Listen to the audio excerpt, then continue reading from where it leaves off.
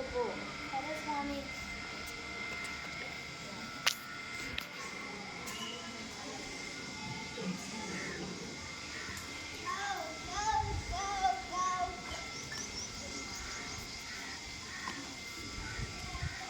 దేవి ఇటురా.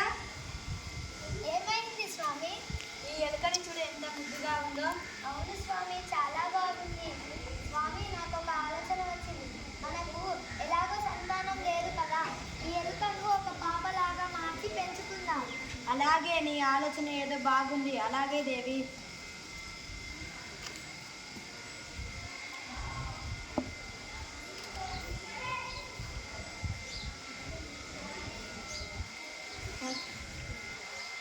దేవి, పాప చాలా ముద్దుగా ఉంది కదా. అవును స్వామి, చాలా ముద్దుగా ఉంది స్వామి. స్వామి, మరి పాప పేరు ఏమని పెడదాం? పాప ఎలుకతో పుట్టింది కాబట్టి మూషిక బాల అని పేరు పెడదాం. సరే స్వామి. మూసిక బాల, ఇక నువ్వు వెళ్ళి ఆడుకో, వెళ్ళమ్మా.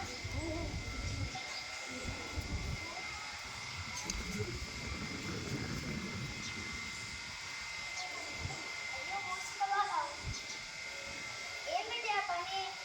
నాకు తినడం అంటే చాలా ఇష్టం అమ్మా. అలా అని ఇంట్లో ఉన్న కూరగాయలని తినకూడదమ్మా. సరే అమ్మా, వెళ్ళు, బయటికి వెళ్ళి ఆడుకో.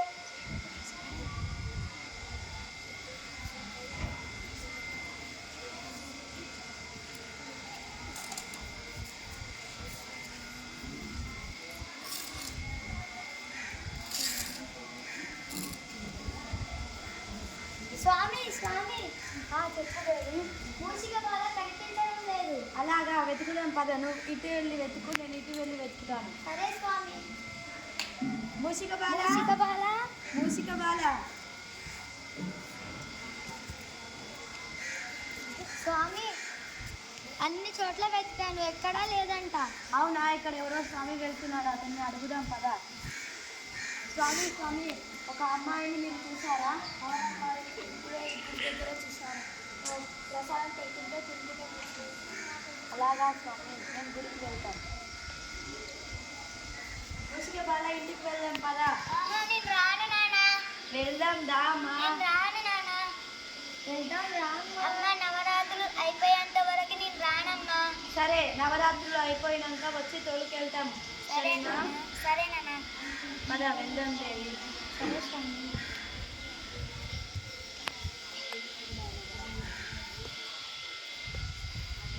మూషిక బాల, ఇక నవరాత్రులు ముగిశాయి, నువ్వు మాతో పాడురా. కొన్ని సంవత్సరాల తర్వాత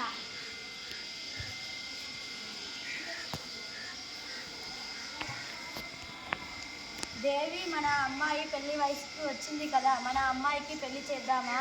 సరే స్వామి, చేద్దాం. నేను కూడా అలాగే అనుకుంటున్నాను. మరి ఎవరినిచ్చి చేద్దాం? స్వామి, ఒక గొప్పవాడితోని ఇచ్చి పెళ్లి చేద్దాం. అలాగా, సరే నువ్వు వెళ్ళు. సరే స్వామి.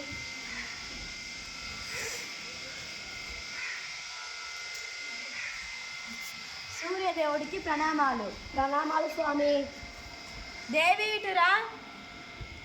చెప్పండి స్వామి.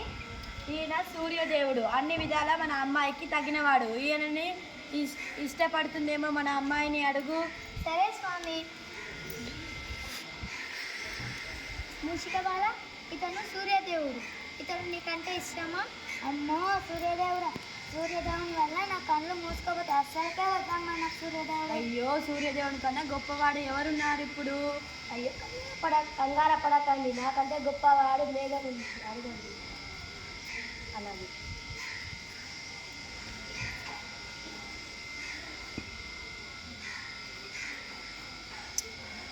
ప్రణామాలు మేఘరాజా. ప్రణామాలు స్వామి. దేవి, ఈయన మేఘరాజు, మన అమ్మాయికి అన్ని విధాలా తగినవాడు. మన అమ్మాయిని ఒకసారి అడిగి చూడు. మూషిక బాల, ఇతను మేఘరాజు. నీకు మేఘరాజు అంటే ఇష్టమేనా? అమ్మో, మేఘరాజు ఒక్క తోట నిల్చోడు, అక్కడిక్కడ పోతాను, నాకు అసలుకే వద్దమ్మా మేఘరాజు. అయ్యో, మేఘరాజు కన్నా గొప్పవాడు ఎవరున్నారు? నాకంటే గొప్పవాడు పర్వతం ఉంది, పర్వతాన్ని అడిగి చూడండి. అలాగే.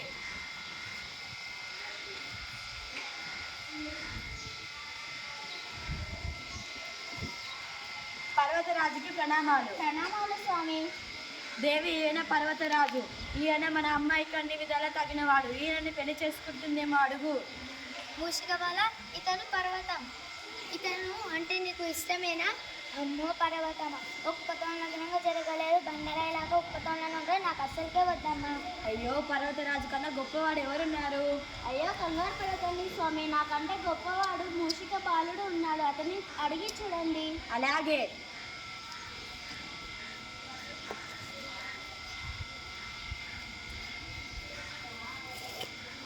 మూషిక బాలుడికి ప్రణామాలు. ప్రణామాలు స్వామి.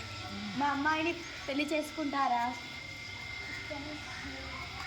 మూషిక బాల, నీకు ఈయనంటే ఇష్టమేనా? ఇష్టమే అమ్మా.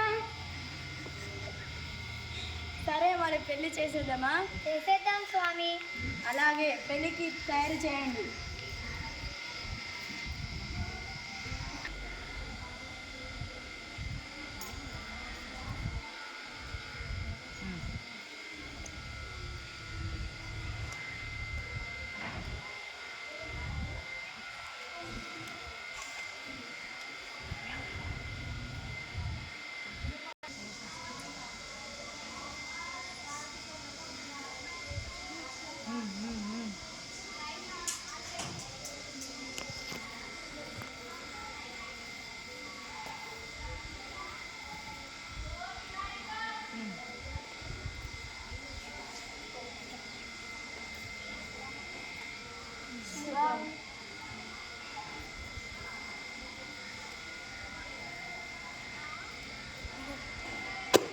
చూశారు కదండి, బ్రహ్మయ్య అతని భార్య తమ బిడ్డకు చదువుకున్న వాడినిచ్చి పెళ్లి చేయాలనుకున్నారు. కానీ అతని బిడ్డ ఎలుకలా పుట్టింది, ఎలుకనే పెళ్ళాడింది. ఏమిటో ఈ మాయ.